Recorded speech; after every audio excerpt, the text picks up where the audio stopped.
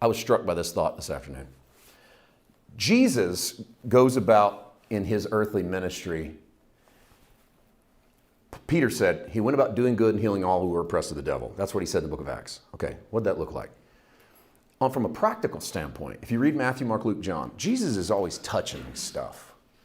He touched the blind man. He touched a dead boy's casket. He touched the leper. He touched or was touched by the woman with the issue of blood. You always see Jesus hugging, touching, making physical contact. And I started just kind of wrestling over and thinking about the import of that, because there's something about human touch. You know, like I love to hold my wife's hand because we're together, but if we're in public and it puts you with somebody in a way that you're not with the person on the other side of you. You know what I mean? It's such a simple little thing. It connects you visually, it connects you physically, and it connects you in some ways emotionally. I know that seems corny, but you know what I'm talking about. You know that it does. That's why we hug. See, these aren't sexual things. They're not romantic. They're not sensual.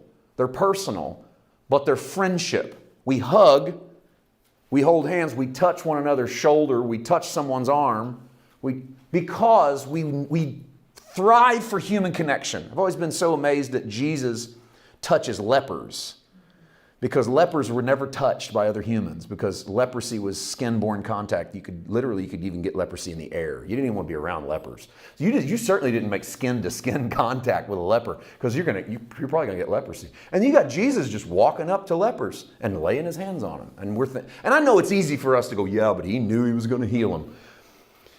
That doesn't get that out of your mind. The leper didn't know that. Just think about that. He's oh my gosh, is this guy actually going to touch me? And that always amazes me, because if you're a leper, you haven't had anybody touch your skin in a long time. Can you imagine the feeling of another human being finally making contact with you? You go, wow, this guy has no fear, man. Or he's crazy.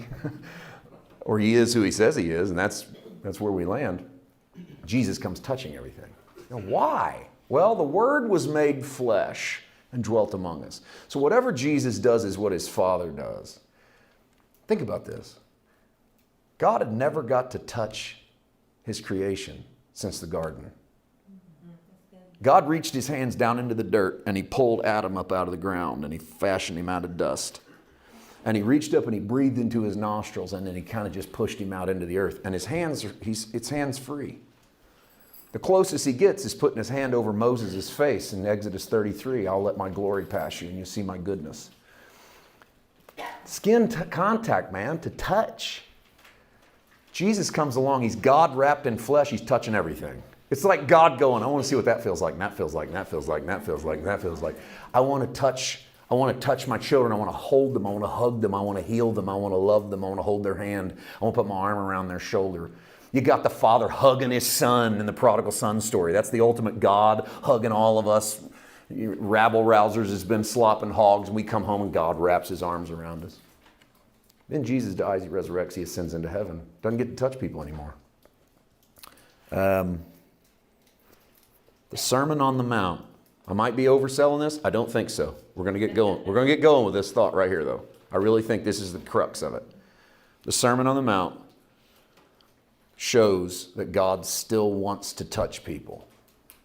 He just has to use us now. So the theology of the Sermon on the Mount deals with your neighbor. What's going on out there? Because for God, that's what really matters. Yeah. So if God wraps in flesh, starts touching humanity, he leaves us with something like the great theology of the Sermon on the Mount, and he goes, if you'll live this sermon, you'll keep touching people.